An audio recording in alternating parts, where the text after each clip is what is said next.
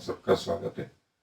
और जैसा कि हम एक एक करके जो है प्रभु यीशु मसीह के जन्म से संबंधित जो बाइबल में लिखा है उसके अनुसार अध्ययन कर रहे हैं। और आज हमारा अध्ययन का विषय है जो पाया जाता है मत्ती रचित सुसमाचार का 2रा अध्याय और उसकी पहली 3 आयतें। मत्ती रचित सुसमाचार उसका 2रा अध्याय और पद 1 से मैं आगे पढ़ रहा हूं। हेरोदेस राजा के दिनों में जब यहूदिया के बैतलहम में यीशु का जन्म हुआ तो देखो दूर से कई ज्योतिषी यरूशलेम में आकर पूछने लगे कि यहूदियों का राजा जिसका जन्म हुआ है कहाँ है, क्योंकि हमने पूर्व में उसका तारा देखा है और उसको प्रणाम करने आए हैं।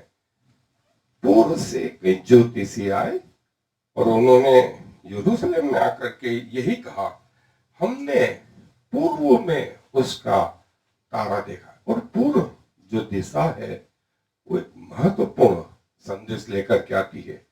वो क्या है मैं आपको थोड़ा सा संक्षेप में बताऊं, फिर हम डिटेल में देखेंगे। आपको याद होगा कि अदन का बगीचा पूर्व दिशा में था और पूर्व दिशा में जैसा कि उत्पत्ति की पुस्तक के 2रे अध्याय में आया है, मेरे साथ निकालें उत्पत्ति की पुस्तक और लिखा है उसका 2रा अध्याय और उसकी 8वीं आयत। और यहोवा परमेश्वर ने पूर्व की ओर अदन देश में एक वाटिका लगाई और वहां आदम को जिसे उसने रचा था रख दिया। जो डायरेक्शन है वो फिर से पूर्व है। और देखें अदन की वाटिका में जो अपराध हुआ उसके कारण से सारी मानव जाति को जो है वो श्राप आज भी भोगना पड़ रहा है। पूर्व से उस बगीचे से परमेश्वर ने आदम और हवा को निकाल दिया और वहीं पूर्व से प्रभु यीशु मसीह के द्वारा जो है वापिस हम लोगों की एंट्री परमेश्वर के साथ परमेश्वर की संगति में। ये एक संक्षेप में डिटेल वो है। और दूसरा पूर्व से जो है परमेश्वर के नीचे से उसके सिंहासन के नीचे से जो है एक ताल बह रहा है, जैसे यहेजकेल 47वें अध्याय में आया है। फिर जो है पूर्व दिशा से जो है परमेश्वर का तेज मंदिर में प्रवेश कर गया। फिर जिस फाटक से परमेश्वर प्रवेश कर गए वो फाटक हमेशा के लिए बंद कर दिया गया। और ऐसा कहा जाता है कि अंत के दिनों में मसीह जो है उसी फाटक से प्रवेश करेंगे और पूर्व जो है वो बहुत सारा संदेश लेकर के आता है। आए मेरे साथ हम इस डिटेल को देखें और प्रभु की महिमा करें।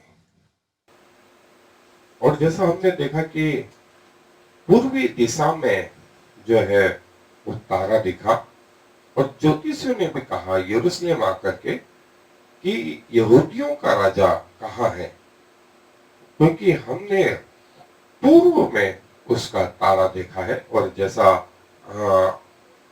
पूर्व जो दिशा है वो यरूशलेम में जो है ईस्ट गेट या टेंपल का गेट या एंट्री ऑफ टेंपल, जो मूसा ने तंबू बनाया था उसका भी जो एंट्री गेट था वो पूर्व दिशा में था, जैसा परमेश्वर ने कहा था।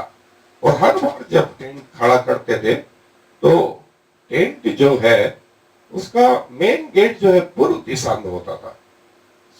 पूर्व दिशा से जो है परमेश्वर के तेज ने प्रवेश किया था।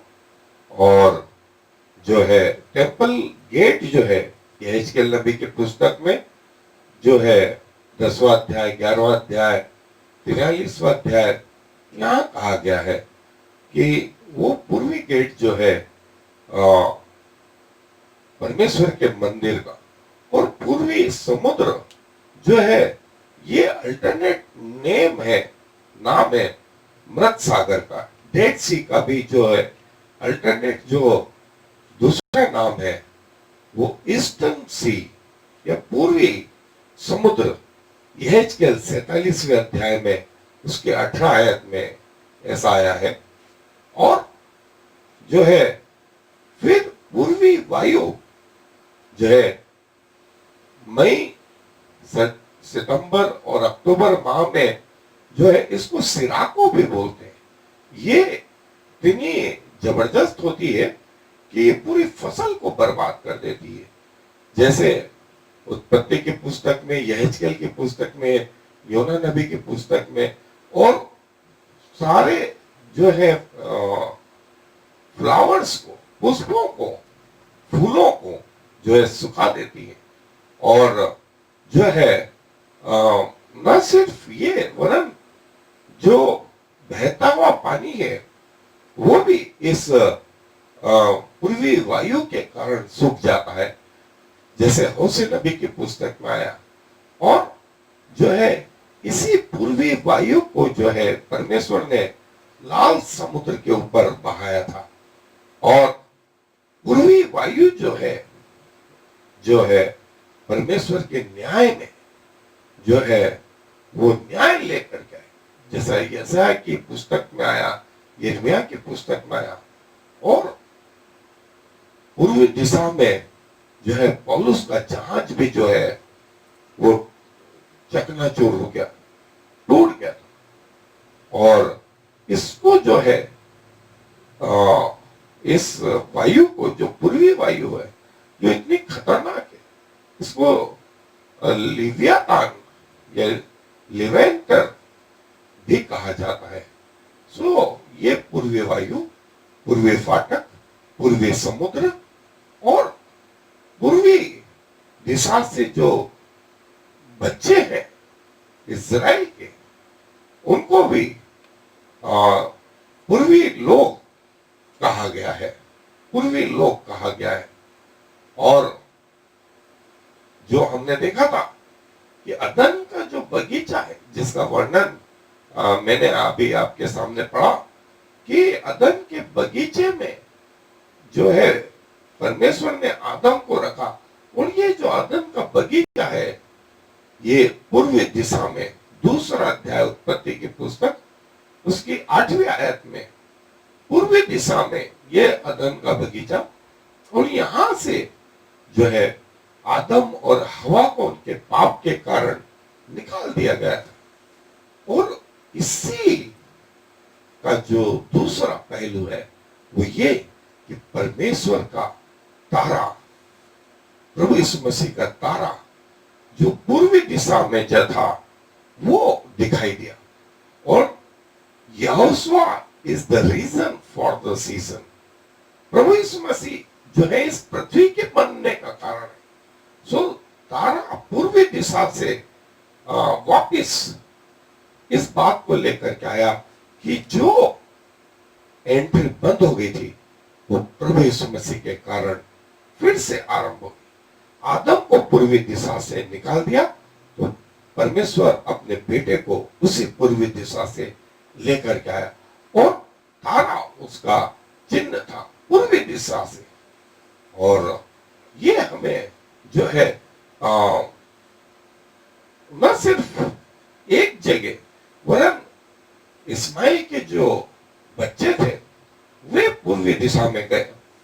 और गिनती की पुस्तक में आया है कि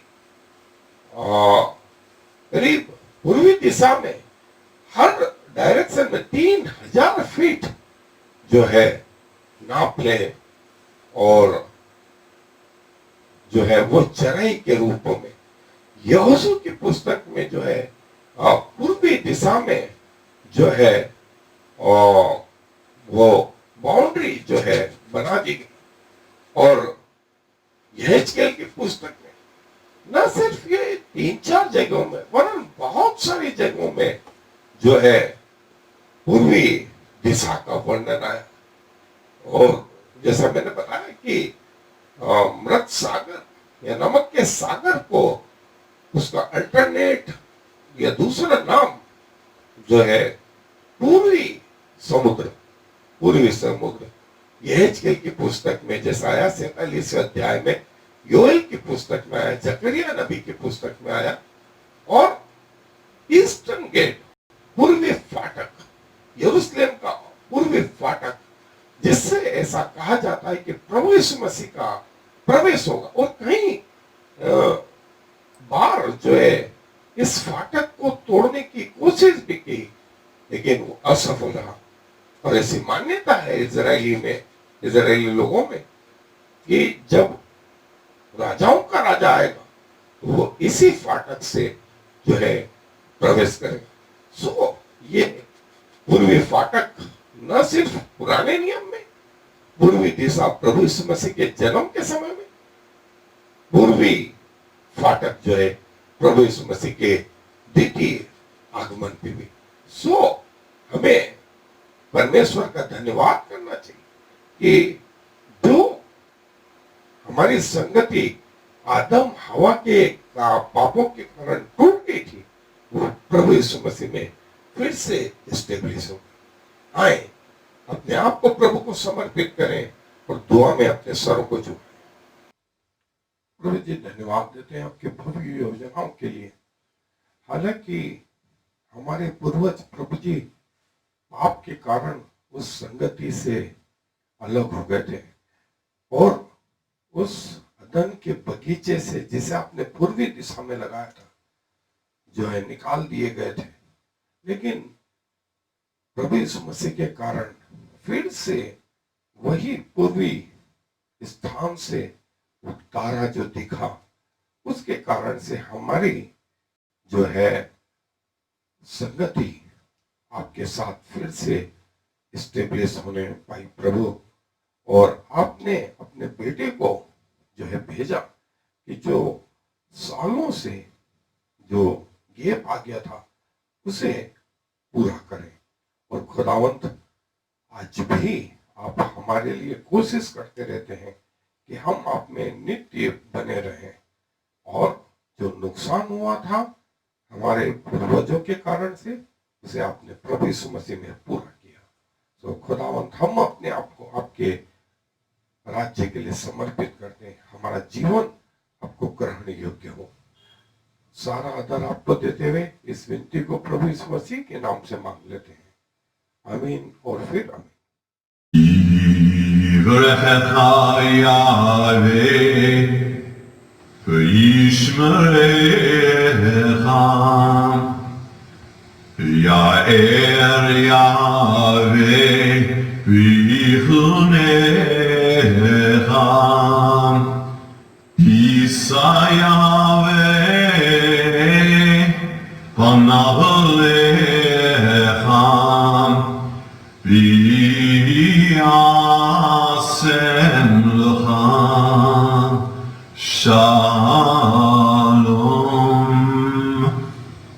May the Lord bless you and protect you. May the Lord smile on you and be gracious to you. May the Lord show you his favor and give you his peace.